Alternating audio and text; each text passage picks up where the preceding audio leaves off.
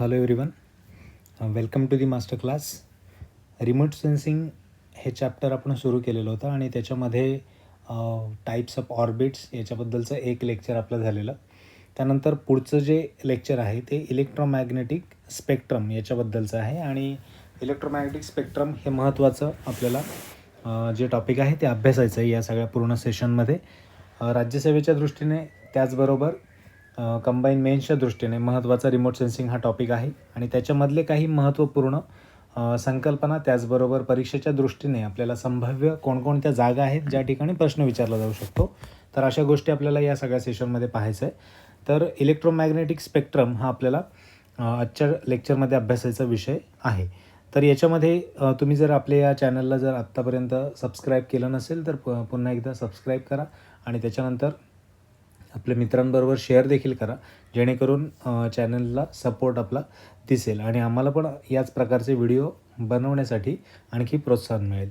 Okay, so या सगळ्या सेशनमध्ये आपल्याला अभ्यासाचा जो आहे तो इलेक्ट्रोमॅग्नेटिक स्पेक्ट्रम म्हणजे एक बँड आहे विविध फ्रिक्वेन्सीचा किंवा विविध वेव्हलेंथचा आणि त्याच्यामधून आपल्याला काय अभ्यासायचं आहे तर या सगळ्या फ्रिक्वेन्सीचं युटिलायझेशन किंवा फ्रिक्वेन्सीचं ॲप्लिकेशन कोणकोणत्या आधारावर आपल्याला डेली लाईफमध्ये, सायंटिफिक रिसर्चमध्ये किंवा इतर कोणत्याही टेलिकम्युनिकेशन वेगवेगळ्या कारणांसाठी आपल्याला होत असतो आणि त्याचाच आपल्याला अभ्यास या ठिकाणी करायचा आहे. तर ह्या बँडवरून तुमच्या लक्षात येईल की फ्रिक्वेन्सी, त्याचबरोबर काय म्हणता येईल आपलं वेव्हलेंथ, त्याचबरोबर त्यांचं कंपॅरिझन कोणकोणत्या गोष्टींबरोबर आहे आणि त्यांची साईज कशी आपल्याला कंपेअर करता येईल ते देखील आपल्याला या स्लाईडमध्ये तुम्हाला दिसत असेल. ओके, सो आपल्याला हे सेशन सुरू करताना आपल्याला किमान म्हणजे परीक्षेमध्ये आपल्याला जो प्रश्न विचारला गेलेला आहे तो म्हणजे कोणता तर विजिबल लाईट याचा आपल्याला फ्रिक्वेन्सी विचारलेली, त्यानंतर वारंवारता देखील याला म्हणू शकतो आपण, किंवा त्याच्यानंतर तुम्हाला वेव्हलेंथ विचारली जाते, त्याला तरंग लांबी असं देखील म्हणू शकतो. मराठीमध्ये आणि इंग्लिशमध्ये दोन्ही भाषांमध्ये तुम्हाला याचा फक्त अभ्यास असू द्यात, कारण बऱ्यापैकी सायन्स किंवा सायन्स अँड टेक्नॉलॉजी याच्यामधले जे टॉपिक्स आहेत ते इंग्लिशमध्ये देखील त्याचा अभ्यास करा, त्या संकल्पना लक्षात ठेवण्याचा प्रयत्न करा, परीक्षेमध्ये ते फायदेशीर ठरतात. ओके, सो आपण बघूयात जो काही रेडिओ वेव्ज याच्यामध्ये जी इलेक्ट्रोमॅग्नेटिक स्पेक्ट्रम आहे त्याच्यामधली पहिली रेडिओ वेव्ज, त्यानंतर मायक्रोवेव्ह, इन्फ्रारेड, विजिबल लाईट, त्यानंतर अल्ट्राव्हायोलेट, त्यानंतर एक्स रे आणि गॅमा रे. तर ह्या प्रकारचे आपल्याला बेसिकली 7 टाईप्समध्ये 7 बँडमध्ये हा इलेक्ट्रोमॅग्नेटिक स्पेक्ट्रम डिवाईड झालेला आपल्याला पाहायला मिळेल. तर याच्यामध्ये जर आपण पाहिलं तर आपल्याला विविध म्हणजे जर तुम्ही वेव्हलेंथ कंपॅरिझन केली तर वेव्हलेंथ कंपॅरिझनमध्ये आपल्याला दिसतं आहे की जी रेडिओ वेव्सची वेव्हलेंथ आहे ती 10⁻10 म्हणजे जवळपास 1000 मीटर एवढ्यापर्यंत वेव्हलेंथ आपल्याला पाहायला मिळेल. ओके, वेव्हलेंथ म्हणजे तुम्ही असं कन्सिडर करू शकता की एक वेव्ह म्हणजे यापासून इथपर्यंत ही एक वेव्हलेंथ झाली या सगळ्या गोष्टींची इलेक्ट्रोमॅग्नेटिक स्पेक्ट्रमची. तर त्यानंतर तुम्हाला फ्रिक्वेन्सी देखील विचारली जाते आणि फ्रिक्वेन्सी पण आपल्याला लक्षात ठेवायची आहे. वेव्हलेंथची जर आपण स्केल पाहिली, जर रेडिओ वेव्हची जर वेव्हलेंथ पाहिली तर ती एका बिल्डिंग एवढी असू शकते, म्हणजेच 1000 मीटरपर्यंत ॲप्रॉक्सिमेट स्केल त्याचा असू शकतो. त्यानंतर मायक्रोवेव्ह आहे, त्याची जर वेव्हलेंथ तुम्ही पाहिली तर 10⁻²आहे, बरोबर. इन्फ्रारेड 10⁻5. विजिबल लाईटची जर आपण पाहिली तर विजिबल लाईट खास करून लक्षात ठेवा, कारण याच्यावर आपल्याला आयोगामध्ये प्रश्न विचारलेला आहे आणि पुन्हा एकदा विचारण्याची शक्यता नाकारता येत नाही. तसे हे सगळ्याच म्हणजे पूर्ण इलेक्ट्रोमॅग्नेटिक स्पेक्ट्रममधलं जे काही आपल्याला हे सगळे बँड्स आहेत त्यांची आपल्याला वेव्हलेंथ आणि फ्रिक्वेन्सी पाठ असायला पाहिजे, कारण कॉम्पिटिशनची लेवल लक्षात घेतली तर कोणत्याही प्रकारे आपल्याला काय येऊ शकतं, प्रश्न विचारला जाऊ शकतो आणि आपण त्याद्वारे तयार असलं पाहिजे. सो आपल्याला वेव्हलेंथ त्याचबरोबर फ्रिक्वेन्सी दोन्ही देखील आपल्याला पाठ असल्या पाहिजेत. त्यासाठी आपण एक तुम्हाला आता इलेक्ट्रोमॅग्नेटिक स्पेक्ट्रम याचं एक थोडंसं मी डेमॉन्स्ट्रेशन देतो की कशा प्रकारे इलेक्ट्रोमॅग्नेटिक स्पेक्ट्रम जी वेव्ह आहे ती प्रपोगेट होते, म्हणजे तिचं वहन कशा प्रकारे होतं ते तुम्हाला पाहता येईल. जर ब्ल्यू कलरचं तर तुम्ही या डायग्राममध्ये जर पाहत असाल, जी ब्ल्यू कलरची वेव्ह आहे ती तुम्हाला इलेक्ट्रिक फील्ड आहे आणि जी रेड कलरची जी वेव्ह आहे ती तुमची काय आहे तर मॅग्नेटिक फील्ड. जर इलेक्ट्रिक फील्ड आणि मॅग्नेटिक फील्ड ही एकमेकांना काय असते, परपेंडिक्युलर असते आणि त्या प्रकारे त्याचं प्रोपगेशन होत असतं. कशा प्रकारे तर आपल्याला हे देखील पाहता येणार आहे. ओके, तुम्ही पाहू शकता की प्रोपोगेशन ऑफ इलेक्ट्रोमॅग्नेटिक वेव्ह. अशा पद्धतीने परपेंडिक्युलर इलेक्ट्रिक फील्ड आणि मॅग्नेटिक फील्ड ह्या दोन्ही म्हणजे इलेक्ट्रोमॅग्नेटिक हे दोन्ही फील्ड एकमेकांना परपेंडिक्युलर अवस्थेमध्ये काय असतात आणि ते नंतर प्रोपोगेट होत असतात. तर अशा पद्धतीने इलेक्ट्रोमॅग्नेटिक वेव्ह ही होत असते प्रोपोगेट, आणि त्याच्यामध्ये आपण टाईप्स बघितले फ्रिक्वेन्सी आणि याच्यानुसार वेव्हलेंथनुसार कशा प्रकारे व्हॅरी होते. ओके, तुम्हाला जर डायरेक्ट प्रश्न विचारला गेला तर आपल्याला या पद्धतीने देखील तयारी असली पाहिजे. म्हणजे विजिबल लाईट याच्यावर आपल्याला प्रश्न विचारला गेला तर तुम्हाला फ्रिक्वेन्सी रेंज काय आहे ती माहीत पाहिजे. 4 × 10⁻14 ते काही ठिकाणी तुम्हाला इथे 7 पण दिसेल, इथे 7.5 दिसते, इथे तुम्हाला 7 पण दिसेल. तर त्यामुळे कन्फ्यूज व्हायचं नाही, कारण ही ॲप्रॉक्सिमेट रेंज त्या आधारावर आपल्याला पाहता येईल. सो विजिबल लाईटची जी रेंज आहे ती तुमची लक्षात असली पाहिजे. आणि त्यानंतर वेव्हलेंथची रेंज आहे ती पण आपल्याला माहिती असलेली कधीही चांगली, कारण याच्यावर प्रश्न आलेला आहे आणि पुन्हा एकदा येऊ शकतो. त्यानंतर पुढे जो गॅमा रेज आहे, गॅमा रेजची रेंज फ्रिक्वेन्सी रेंज खूप हाय आहे, त्याचबरोबर वेव्हलेंथची आहे ती काय आहे कमी. म्हणजे हे वेव्हलेंथ आणि फ्रिक्वेन्सी एकमेकाला इन्व्हर्सली प्रपोर्शनल आहेत. म्हणजेच काय, व्यस्त प्रमाणात. म्हणजे जर फ्रिक्वेन्सी जास्त असेल तर त्याची वेव्हलेंथ कमी आहे, आणि जर वेव्हलेंथ जास्त असेल तर त्याची फ्रिक्वेन्सी कमी आहे. म्हणजे हे इन्व्हर्सली प्रपोर्शनेट एकमेकांना आहेत. इन्व्हर्सली प्रपोर्शनल म्हणजे काय, तर आपण जर त्याला समीकरणामध्ये किंवा फॉर्म्युलेमध्ये म्हणायचं म्हटलं तर frequency is inversely proportional to wavelength असं आपण म्हणू शकतो. ओके, तर या पद्धतीने देखील लक्षात ठेवा. आपल्याला तुम्हाला असं जरी स्टेटमेंटवर प्रश्न आला, म्हणजे फॅक्ट नाही विचारलं तर, आणि असा प्रश्न आला की स्टेटमेंट विचारलं, की पहिलं स्टेटमेंट असं आहे की frequency is inversely proportional to the wavelength. Statement right आहे की रॉंग आहे, तर राईट आहे. इलेक्ट्रोमॅग्नेटिक स्पेक्ट्रममध्ये जर तुम्ही पाहिलं तर जशी जशी फ्रिक्वेन्सी वाढत जाते तशी तशी वेव्हलेंथ काय होते, कमी होत जाते. त्यामुळे त्या पद्धतीचं देखील आपल्याला काय असलं पाहिजे, आपला अभ्यास असला पाहिजे. ओके, त्याच्यानंतर हे सगळ्या प्रकारे म्हणजे एक्सरे, त्यानंतर अल्ट्राव्हायोलेट, नियर इन्फ्रारेड, मायक्रोवेव्ह आणि रेडिओ वेव्स, हे सगळ्यांच्या आपण फ्रिक्वेन्सीज आणि काय करायचे, वेव्हलेंथ पाठ करून ठेवायच्या आहेत. ओके, त्यानंतर नेक्स्ट याच्यामध्ये तुम्हाला असं देखील, आता आपण बघितलं का 10⁻1, त्यानंतर 10⁻2 म्हणजे काय, तर याच्याबद्दल देखील आपल्याला प्रश्न येऊन गेलेला आहे. म्हणजे 10⁻⁻9 असं असेल तर त्याला काय म्हणू आपण, ते मीटरचं कोणतं आहे, ते नॅनोमीटर असतं. ते 10⁻⁻9 असेल तर सायंटिफिक नोटेशन त्याचं हे आहे, परंतु त्याचं आपल्याला त्याला डेली लाईफच्या याच्यामध्ये आपण काय म्हणतो, त्याला नॅनोमीटर म्हणतो. तर पिकोमीटर असेल तर 10⁻12 म्हणजे पिकोमीटर. म्हणजे हे तुम्हाला रिमोट सेन्सिंग किंवा इलेक्ट्रोमॅग्नेटिक स्पेक्ट्रममध्ये असा प्रश्न विचारला जाणार नाही, परंतु हे अवांतर तुम्हाला नॉलेज असलं पाहिजे. कारण आपल्याला राज्यसेवेच्या प्रिलिमला मला वाटतं एका वर्षी हे विचारलं होतं 10⁻18 की -18, आणि त्याच्यावर तुम्हाला विचारलं की कशा पद्धतीने याला संबोधता येईल. म्हणजे सायंटिफिक नोटेशन दिलं होतं आणि त्याच्यावर तुम्हाला एक्झाम्पल विचारलेलं. तर अशा पद्धतीने तुमचं लक्षात असलं पाहिजे की सेंटीमीटर म्हणजे 10⁻², मिलीग्राम ज्याला आपण म्हणू शकतो, बरोबर, मिलीमीटर देखील आपण म्हणतो त्याला, तर ते 10⁻, त्यानंतर आपण -6 असेल तर त्याला मायक्रो असं आपण म्हणतो, मायक्रोमीटर किंवा मायक्रोग्राम आपण त्याला म्हणू शकतो, बरोबर. त्याच्यानंतर जर लेंथ असेल तर मीटर आणि वजन असेल तर आपण काय म्हणू, त्याला ग्राम म्हणू. त्यामुळे ते त्याच्यानुसार बदलत जाईल. 10⁻³ म्हणजेच काय झालं, हे 1000 झालं. 1000 म्हणजेच काय, किलोमीटर. जर आपण याला कन्सिडर केलं सायंटिफिक नोटेशन आणि यात किलोमीटर त्याला त्याच्यामध्ये कन्वर्ट करता येईल. तर अशा पद्धतीने हे काही महत्त्वाचे आहेत, तेवढे फक्त लक्षात ठेवा. आणि जेणेकरून जिथं कन्फ्युजन, हे जर तुमचं पाठ असेल तर काहीच हरकत नाही आहे, पण जर लक्षात राहत नसेल तर लक्षात ठेवण्याचा प्रयत्न करा, कारण याच्यावर तुम्हाला प्रश्न कधीही विचारला जाऊ शकतो. 10⁻+9 जर म्हटलं तर गिगामीटर असेल ते, आणि -9 जर म्हटलं तर नॅनोमीटर असेल. ओके, तर अशा पद्धतीने आपल्याला या गोष्टी लक्षात ठेवायच्या आहेत. त्यानंतर पुढे आपण बघूयात की इलेक्ट्रोमॅग्नेटिक जो स्पेक्ट्रम आहे त्याच्यामधली पहिला जो बँड आहे तो म्हणजे कोणता, रेडिओ वेव्स ज्याला आपण म्हणतो, रेडिओ वेव्स, आणि त्याला रेडिओ लहरी असं आपण मराठीमध्ये म्हणू. तर हे कशा तयार केल्या जातात ह्या सगळ्या, तर प्रेषक यंत्र म्हणजे काय, की ट्रान्समीटर वापरून रेडिओ लहरी तयार केल्या जातात. ट्रान्समीटरद्वारे तयार केले जातात. ट्रान्समीटर म्हणजे तुम्हाला एका ठिकाणाहून दुसऱ्या ठिकाणी जर एखादी वेव्ह, एखादी इन्फॉर्मेशन जर पाठवायची असेल तर ज्या ठिकाणून ती इन्फॉर्मेशन प्रोपोगेट केली जाईल, पाठवली जाईल, त्याला आपण ट्रान्समीटर म्हणू. आणि ज्या ठिकाणी ती वेव्ह किंवा ती इन्फॉर्मेशन रिसीव्ह केली जाईल त्याला आपण रिसिव्हर म्हणतो. हे बेसिक आपल्या सगळ्यांना माहीत असतं. ओके, तर याच्यामध्ये आपल्याला कशासाठी ही बेसिकली वापरतो आपण, तर कम्युनिकेशनसाठी, दूरसंचारासाठी आपण ही वापरत असतो. कम्युनिकेशनसाठी महत्त्वाची ठरते. रेडिओ वेव्हमध्ये आपल्याला FM आणि AM अशा 2 प्रकार याच्यामध्ये पडतात. FM म्हणजे काय, फ्रिक्वेन्सी मॉड्युलेशन. AM म्हणजे काय, ॲम्प्लिट्यूड मॉड्युलेशन. आता मॉड्युलेशन म्हणजे काय, थोडक्यामध्ये तुम्हाला फक्त सांगतो की मॉड्युलेशन म्हणजे काय. हा तुम्हाला प्रश्न कधी विचारला जाईल नाही जाईल, पण तरीसुद्धा आपल्याला माहीत असणं गरजेचं असणार आहे. ओके, तर मॉड्युलेशन म्हणजे काय, की जर एखाद्या वीक सिग्नल असेल, समजा मी असं म्हटलं की एखादा वीक सिग्नल आहे, तो वीक सिग्नल एका कॅरियर म्हणजे काय, की हा समजा एक स्ट्रॉंग सिग्नल आहे, ह्याला आपण कॅरियर म्हणू. ओके, तर हे एक कॅरियर आहे आणि हा एक वीक सिग्नल आहे.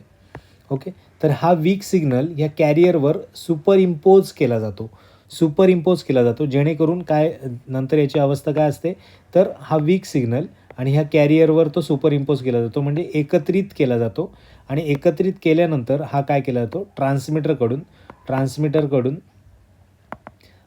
प्रोपोगेट केला जातो, पाठवला जातो. आणि हा पाठवल्यानंतर कुठे आपल्याला रिसिव्हरला हा काय होईल, रिसीव्ह होईल. आणि रिसीव्ह झाल्यानंतर हा जो कॅरियर काय केला जातो, बाजूला काढला जातो. म्हणजे कॅरियर बाजूला काढून जो उरला आहे तो काय असतो, वीक सिग्नल. आणि तो वीक सिग्नलचं काहीतरी इन्फॉर्मेशन असते, काहीतरी माहिती असते, ती रिसिव्हर एंडला काय केली जाते, रिसीव्ह केली जाते. म्हणजेच काय, तुमचा वीक सिग्नल जर आपण प्रोपोगेट केला तर ती माहिती, ती जी काही गोष्ट आहे त्यामध्ये नॉईज किंवा इतर काही गोष्टी ॲडिशन होऊन तुम्हाला प्रॉपर सिग्नल मिळणार नाही. मग आपल्याला कॅरियरबरोबर त्याला सुपर इम्पोज केला जातो आणि तो पाठवला जातो. त्यानंतर रिसिव्हर एंडला तो कॅरियर बाजूला केला जातो आणि तुमची जी वीक सिग्नल किंवा तुमचं जी माहिती आहे ती माहिती तुम्ही काय केली जाते, ही तुम्ही वाचली जाते आणि त्याचा उपयोग तुमच्या वेगवेगळ्या गोष्टींसाठी केला जाऊ शकतो. म्हणजे दूरसंचारासाठी आपल्याला या पद्धतीने पाहता येतं. तर मॉड्युलेशन म्हणजे या प्रकारची सुपर इम्पोजिंग केली जाते ट्रान्समिट करण्यासाठी कोणताही signal. So it's basically superimposing the weak signal, that is your information. It's superimposing over the carrier to transmit the signal. त्यामुळे आपल्याला हे ट्रान्समिशन करण्यासाठी, कम्युनिकेशनसाठीही खूप जास्त महत्त्वाचं ठरतं. त्यामुळे मॉड्युलेशन हे जे आहे, तर हे तुम्हाला आता बेटर मला वाटते समजलेलं असणार आहे. सो वीक सिग्नल, कॅरियर लक्ष ठेवायचं, दोघांना एकत्र करून पाठवलं जातं आणि रिसिव्हर एंडला सेपरेट केलं जातं, माहिती बाजूला आणि कॅरियर बाजूला. तर अशा प्रकारे रेडिओमध्ये आपल्याला काय करता येईल, FM आणि AM असे 2 प्रकार पडतील. ज्यावेळेस तुमची फ्रिक्वेन्सी मॉड्युलेशन आणि AM मॉड्युलेशन, ते मॉड्युलेशनचे प्रकार असतील. म्हणजे तुमची ॲम्प्लिट्यूड मॉड्युलेट केली जाईल किंवा फ्रिक्वेन्सी मॉड्युलेट केली जाईल, त्या आधारावरती 2 प्रकार आपल्याला पाहायला मिळणार आहेत. ओके, ते आपल्याला रेडिओ वेव्हज आपण बघतोय, ट्रान्समिशनसाठी याचा उपयोग होतो, दूरसंचारासाठी, ते टेलिकम्युनिकेशनसाठी FM AM असे 2 प्रकार पडतात. त्यानंतर रडार, याचं एक उदाहरण आपल्याला देता येईल की radio detection and ranging. Radar आपल्याला महत्त्वाचं ठरतं. म्हणजे तुम्हाला विमानामध्ये असेल किंवा दिशा दर्शनासाठी, या सगळ्या डिटेक्शनसाठी आणि रेंजिंगसाठी आपल्याला हा महत्त्वाचा पॉईंट आहे रडार.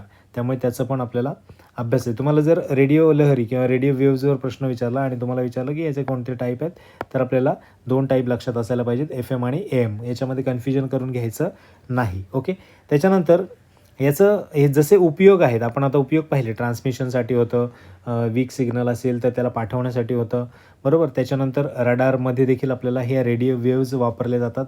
पण याचा दुष्परिणाम काय असू शकतो, तर याचा जर वापर जास्त झाला तर तुम्हाला रक्ताचा कर्करोग, ज्याला आपण ल्युकेमिया असं म्हणतो, तो होण्याची भीती असते. तर ह्या प्रकारे म्हणजे तुम्हाला जर त्याचा ॲडव्हान्टेज आहे तर त्याचा डिसॲडव्हान्टेज पण असणार आहे. त्यामुळे त्याचा एक्सेस जर तुम्ही वापर केला, त्याचा जर जास्तीत जास्त तुम्ही जर वापर केला तर त्याचा तोटा देखील होऊ शकतो, त्याचे दुष्परिणाम देखील तुम्हाला भोगावे लागतील. तर कोणता दुष्परिणाम होऊ शकतो, तर रक्ताचा कर्करोग, ज्याला आपण काय म्हणतो, ल्युकेमिया असं म्हणतो, आणि ते होण्याची भीती असते याचा जर जास्त वापर केला तर आपल्याला रेडिओ वेव्हज हा प्लस इलेक्ट्रोमॅग्नेटिक स्पेक्ट्रममधला पहिला आपला जो बँड आहे त्याच्याबद्दल आपण अभ्यासलेला आहे. ओके, त्याची फ्रिक्वेन्सी, रेंज आणि त्याच्याबद्दलची वेव्हलेंथ ही आपण आधीच्या स्लाईडमध्ये देखील पाहिलेली आहे.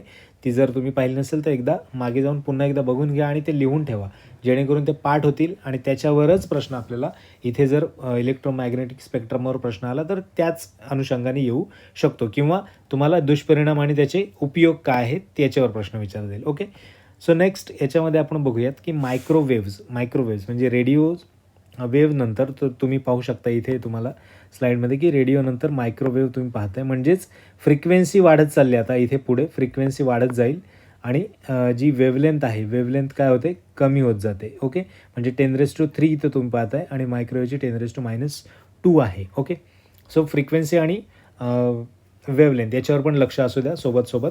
त्यानंतर आपण पाहूयात की ज्याला आपण मराठीमध्ये सूक्ष्म लहरी असं म्हणतो, त्या म्हणजे कोणत्या, मायक्रोवेव्हज. याचा उपयोग काय आहे, तर तुम्ही पाहता की तुमच्या इथे मायक्रोवेव्ह ओव्हन असतात घरामध्ये, बरोबर. तर ते किचनमध्ये मायक्रोवेव्ह ओव्हन कसे वापरले जातात, तर ते आपल्याला पदार्थ शिजवण्यासाठी किंवा पदार्थ गरम करण्यासाठी आपण ते वापरतो. तर ॲक्च्युअल त्याच्यामध्ये प्रोसेस काय होते, तर जे काही मायक्रोवेव्हज आहेत, ह्या मायक्रोवेव्हजने काय होतं, पाणी आणि मेद म्हणजे फॅट्स, म्हणजे वॉटर आणि फॅट्स यांचं काय केलं जातं, व्हायब्रेशन्स यांचं कंपन केलं जातं आणि त्याच्यामुळे पदार्थ गरम होऊन सूक्ष्म लहरींचा त्यासाठी वापर केला जातो. म्हणजे व्हायब्रेशन्स त्याच्यामध्ये क्रिएट केले जातात. पाणी आणि मेद यांचं कंपन होतं आणि त्याच्यातून पदार्थ गरम होतं किंवा शिजतं असं आपल्याला पाहायला मिळतं. म्हणजे किचनमध्ये सगळ्यांना माहीत असलेलं मायक्रोवेव्ह ओव्हन, याच्यामध्ये मायक्रोवेव्हज वापरल्या जातात.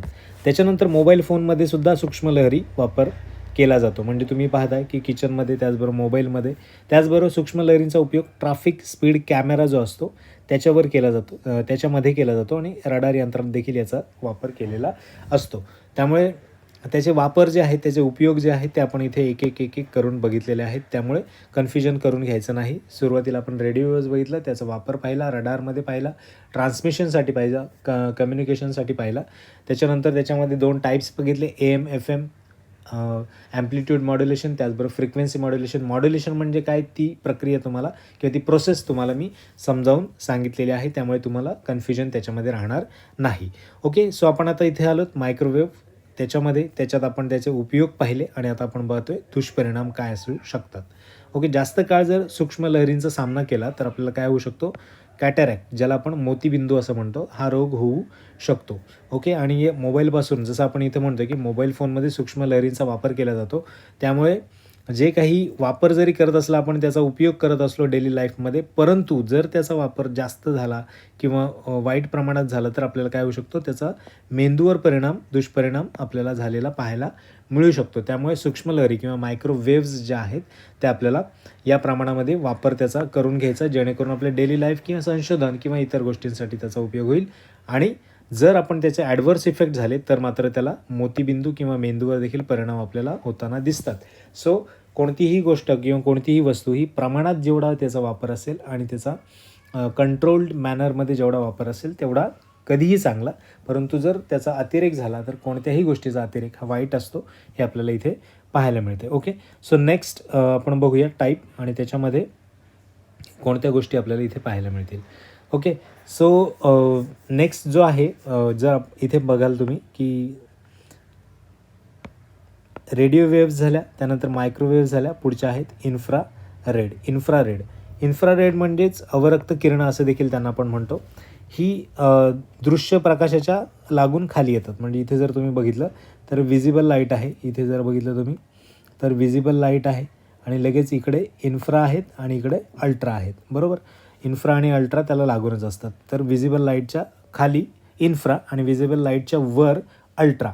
तर ही इथे पण तुम्ही बघा, विजिबल लाईटमध्ये आहे, मध्ये विजिबल लाईट आहे आणि विजिबल लाईटच्या वर अल्ट्रा आहेत आणि खाली काय आहेत, इन्फ्रा आहेत. त्यामुळे त्या पद्धतीने लक्षात जरी ठेवलं तरी सिक्वेन्स तुमचा चुकणार नाही. ओके, याच्यामध्ये इन्फ्रारेड किरणाचा उपयोग रिमोट कंट्रोल, जे आपण काही रिमोट वापरतो, AC रिमोट असेल किंवा TVचा रिमोट असेल, तर याच्यामध्ये इन्फ्रारेड या प्रकारच्या फ्रिक्वेन्सीज आणि वेव्हलेंथ वापरलेल्या असतात, जेणेकरून तो आपल्याला रिमोट कंट्रोलमध्ये त्या फायदेशीर ठरतील. त्यानंतर फिजिओथेरपिस्ट जे रोग्याचे सांधेदुखी, स्नायूदुखी यावर उपाय म्हणून हीट लॅम्प जे वापरतात, त्या हीट लॅम्पमध्ये देखील कसला वापर केलेला असतो, तर इन्फ्रारेड रेज, ठीक आहे, याचा वापर केलेला असतो. त्यानंतर रिमोट कंट्रोलच्या व्यतिरिक्त या किरणांचा उपयोग घर, ऑफिस सुरक्षिततेसाठी देखील केला जातो. त्याला बर्गलर अलार्म असं देखील म्हणतात आणि या यंत्राद्वारे शत्रूद्वारे उत्सर्जित केलेले इन्फ्रारेड डिटेक्ट देखील केलेले असतात. त्यामुळे हा देखील उपयोग आहे. त्यानंतर सांधेदुखी वगैरे, स्नायूदुखी याच्यावर हीट लॅम्प वापरतात, त्याच्यामध्ये इन्फ्रारेड वापरलेले असतात, त्यामुळे याचा देखील उपयोग आपल्याला पाहता येईल. रिमोट कंट्रोलमध्ये देखील इन्फ्रारेड रेज असतात. ओके, त्यानंतर इन्फ्रारेड कॅमेऱ्याची निर्मिती देखील करण्यात येते याच्यानंतर.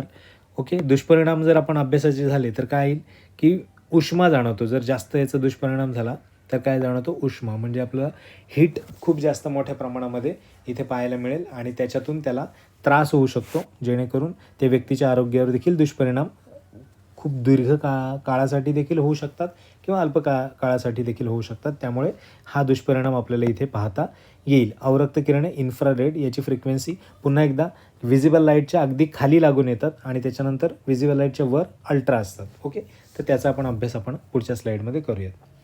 ओके, आता आपण पाहिलं इन्फ्रारेड पाहिलं, त्याचा उपयोग पाहिला, दुष्परिणाम पाहिले, त्याची फ्रिक्वेन्सी रेंज पाहिली, त्याची वेवलेंथ आपण रेंज देखील पाहिलेली आहे. ओके, त्यानंतर दृश्य प्रकाश म्हणजेच व्हिजिबल लाईट.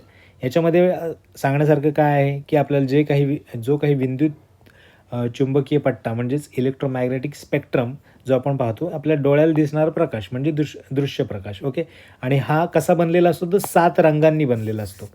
7 कलर्स. म्हणजे जो काही शुभ्र प्रकाश आपला जो आहे, जे आपण लाईट ज्याला आपण म्हणू शकतो.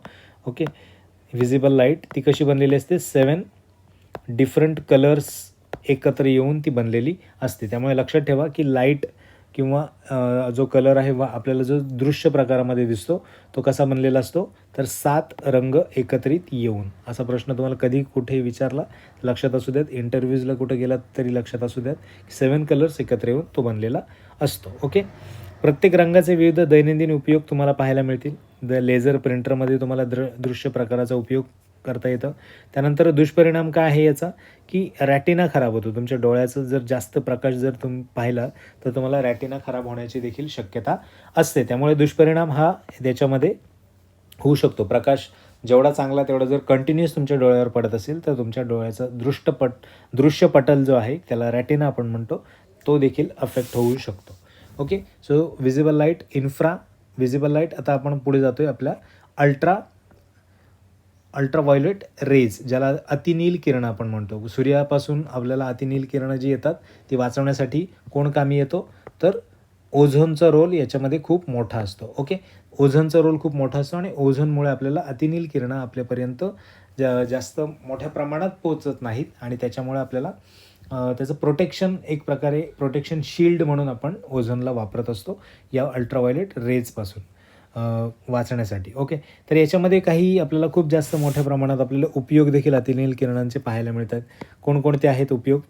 तर आपल्या शरीरामध्ये काय जे काही विटॅमिन आहे, जीवनसत्व आहे, ते तयार करण्यासाठी आपल्याला कमी प्रमाणात अतिनील किरणे घेतल्याने आपल्याला तयार होत असतात कमी प्रमाणात. म्हणजे याचा पण वापर खूप जास्त जर केला तर स्किनचे खूप मोठ्या प्रमाणात आजार देखील आपल्याला झालेले पाहायला मिळतात. सो जीवनसत्व, विटॅमिन, बरोबर, त्याच्यामुळे विटॅमिनसाठी आपल्याला इम्पॉर्टंट आहेत.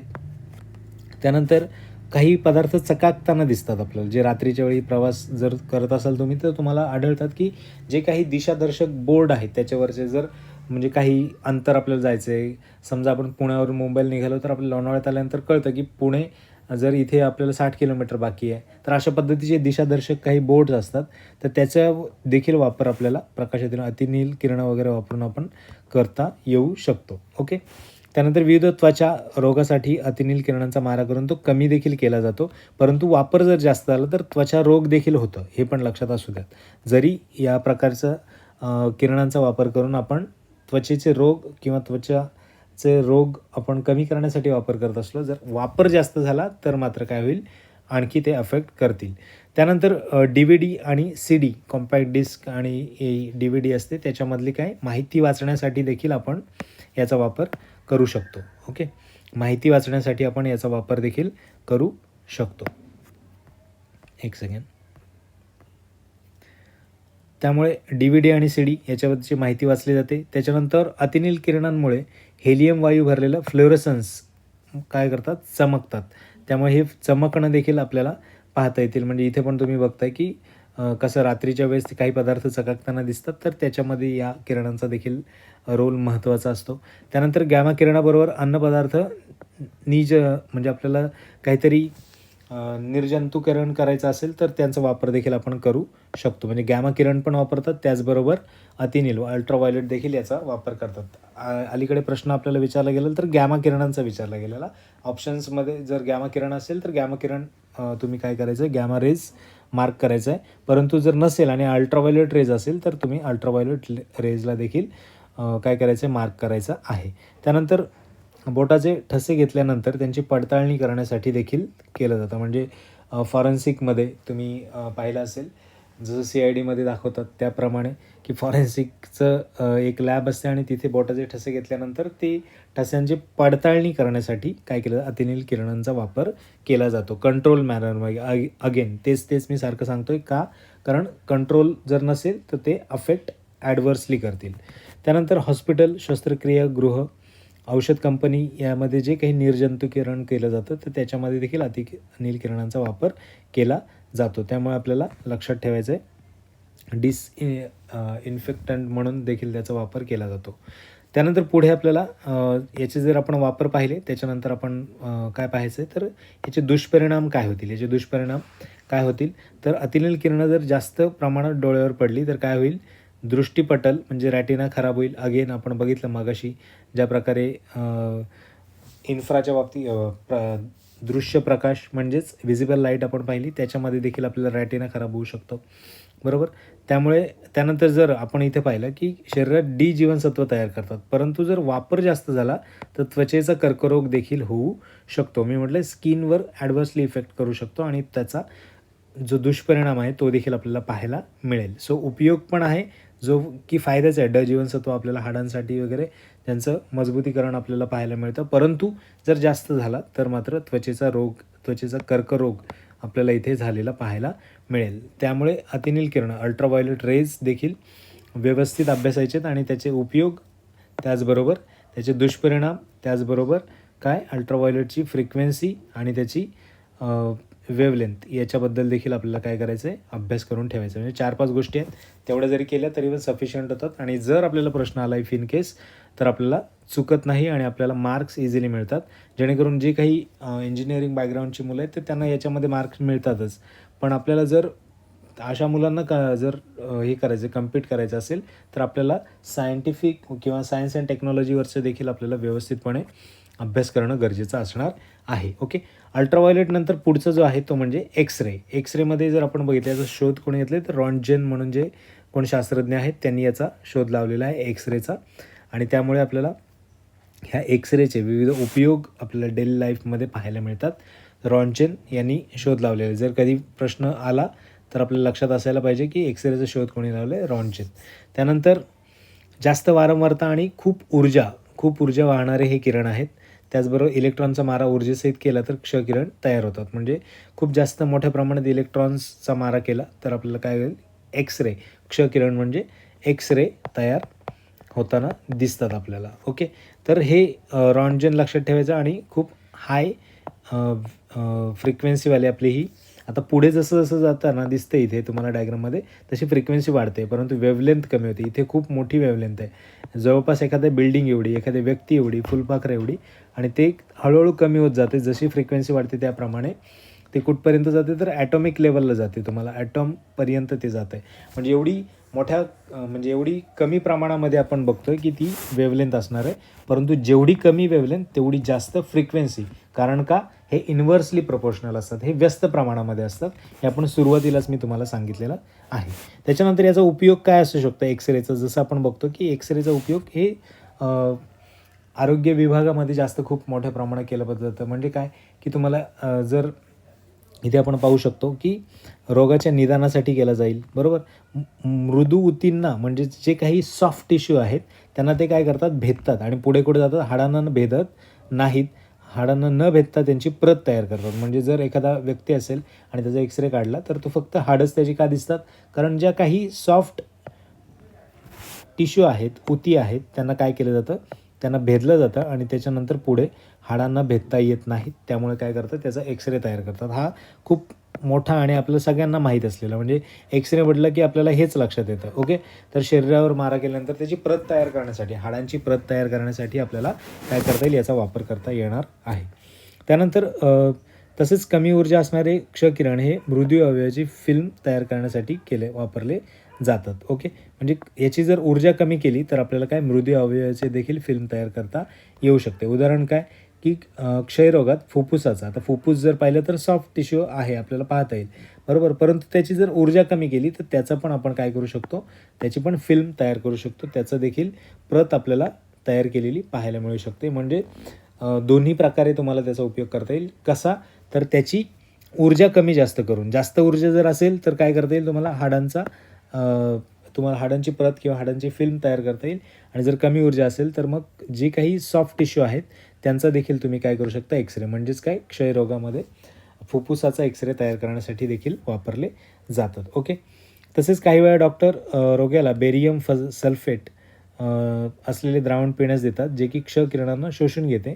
या पद्धतीचा वापर आतड्याची पाहणी करण्यासाठी करतात. म्हणजे जर बेरियम सल्फेटचं जर आपण तुम्ही इथं पाहिलं, एक सेकंड,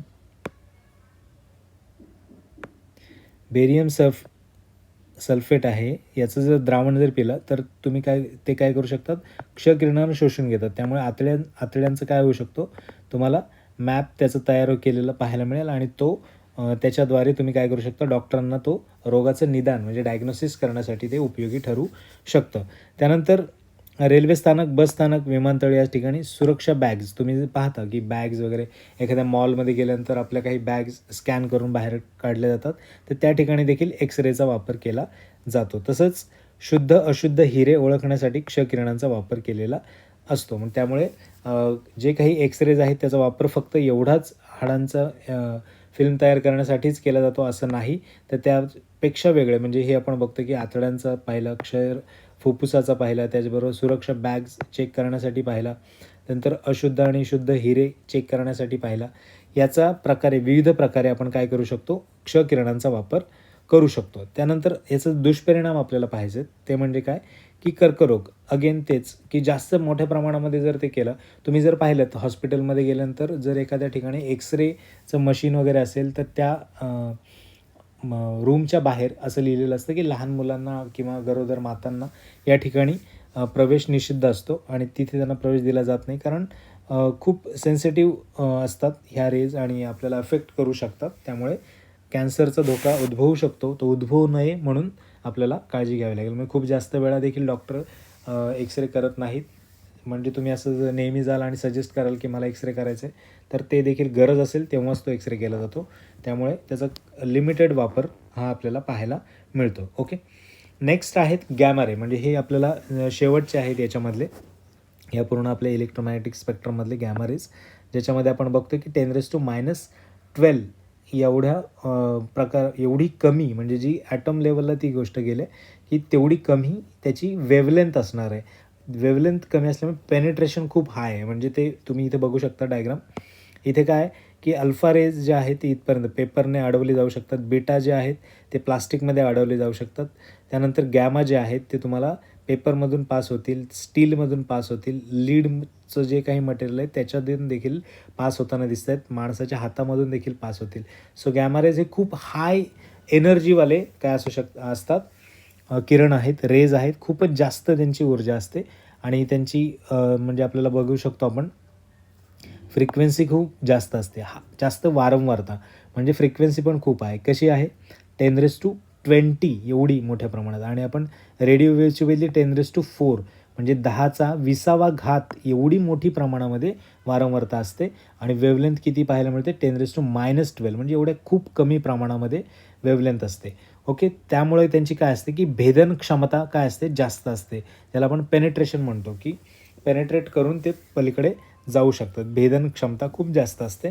त्यामुळे त्याचं निर्जंतुकीकरणासाठी देखील वापर आपल्याला पाहिला की आपण केलेला पाहायला मिळतो. त्यामुळे काय होतं की जे काही अन्न साठवलेलं असतं त्याच्यामधलं निर्जंतुकीकरण होतं आणि त्याच्यातून आपल्याला कोणताही रोग उद्भवत नाही, अशा प्रकारचा उपयोग आपण पाहिलेला आहे.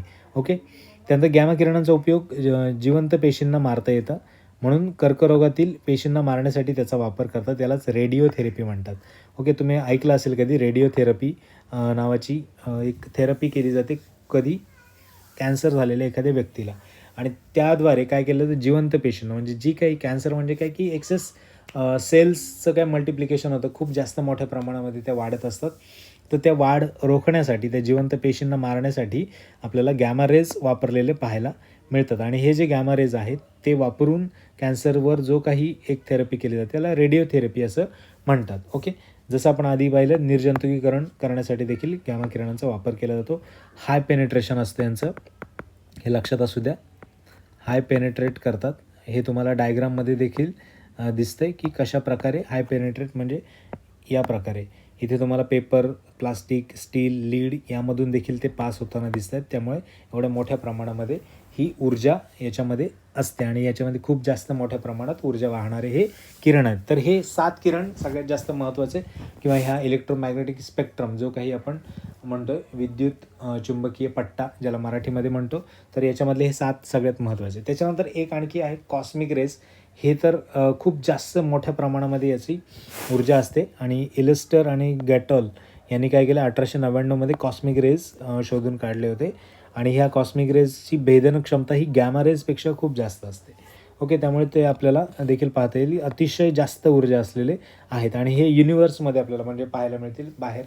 तिथून त्या ठिकाणून ते आपल्या पृथ्वीकडे देखील वातावरणातून येत असतात. तुम्ही बघू शकता प्रत्येक सेकंदाला 10⁸ कॉस्मिक रेज पृथ्वीवर पोचतात, ज्यात 10⁹ to 10⁸ इलेक्ट्रॉन वोल्ट एवढी ऊर्जा असते. म्हणजे खूप हाय, म्हणजे आपण असं म्हणू शकतो गॅमा रेजपेक्षा पण खूप जास्त मोठ्या प्रमाणामध्ये अल्फा, त्यानंतर बीटा, त्यानंतर गॅमा आणि त्यापेक्षाही जास्त कॉस्मिक आपण बघू शकता. कॉस्मिक रेज जे आहेत त्याच्यामध्ये खूप जास्त मोठ्या प्रमाणामध्ये पेनिट्रेशन होत असतं. ओके, तर हे सगळं आपल्याला इलेक्ट्रोमॅग्नेटिक स्पेक्ट्रम आणि त्याच्याबद्दलची माहिती, त्यानंतर इलेक्ट्रोमॅग्नेटिक स्पेक्ट्रम जो आपण अभ्यासला त्याच्यामधलं सगळ्यात जास्त महत्त्वाचं जे आपण बघितलं काय, तर प्रत्येक बँड, त्याचा उपयोग, त्याचा दुष्परिणाम, त्याची वारंवारता, त्याचबरोबर त्याची तरंगलांबी म्हणजेच फ्रिक्वेन्सी आणि वेव्हलेंथ याचा देखील आपल्याला अभ्यास केला. याच्यावर वारंवार प्रश्न विचारलेले आहेत, त्यामुळे आपल्याला अजिबात याच्याकडे दुर्लक्ष करून जमणार नाही. रिमोट सेन्सिंगमधला टाईप ऑफ ऑर्बिट्स, त्याचबरोबर सॅटेलाईटचे टाईप्स आणि त्याच्याबद्दलचा एक व्हिडिओ आपला ऑलरेडी आपल्या यूट्यूब चॅनलवर आहे. त्यानंतर हा दुसरा व्हिडिओ तो म्हणजे कोणता, तर इलेक्ट्रोमॅग्नेटिक स्पेक्ट्रमचा जो आपण ॲनालिसिस एकदम डीपमध्ये आपण केलेला आहे. त्याच्यानंतर पुढचा आपला जो रिमोट सेन्सिंगचा कोअर पार्ट आहे, म्हणजे ॲक्च्युअल ती प्रोसेस कशी होते, त्याच्यामध्ये कोणकोणते सेन्सर्स असतात, कोणकोणते स्कॅनर्स असतात आणि त्या स्कॅनर्सचा कसा कसा वापर केला जातो हे येणाऱ्या आपल्या पुढच्या व्हिडिओमध्ये तुम्हाला ते व्यवस्थितपणे कळेलच. ओके, तर ह्या सगळ्या गोष्टींमध्ये आपल्या या यूट्यूब चॅनलला लाईक, शेअर, सबस्क्राईब आणि कमेंट करायला नक्की विसरू नका. सो जर तुम्हाला ही माहिती खूप महत्त्वाची वाटत असेल किंवा उपयोगी वाटत असेल, तुमच्या अभ्यासामध्ये मदत करणारी वाटत असेल, तर नक्कीच तुम्ही हे सगळं काही कंटेंट फ्री आहे. कोणतीही बॅच किंवा कोणत्याही या गोष्टी आपल्या इथे यूट्यूब चॅनलला चालू नाहीत. त्यामुळे फ्री ऑफ कॉस्ट पूर्णपणे आपलं हे लेक्चर असणार आहे. तर तुम्ही शेअर करा जर तुम्हाला आवडत असेल आणि कमेंट करून तुमचा अभिप्राय नक्की माझ्यापर्यंत येऊ द्यात, की जेणेकरून काय इम्प्रूव्हमेंट याच्यामध्ये करता येईल आणखी ते आपल्याला पाहता येईल. Okay, so thank you so much या सगळ्या सेशनला तुम्ही जॉईन केल्याबद्दल आणि त्यानंतर सगळी माहिती ऐकून घेतली त्याच्याबद्दल. All the best, have a great time.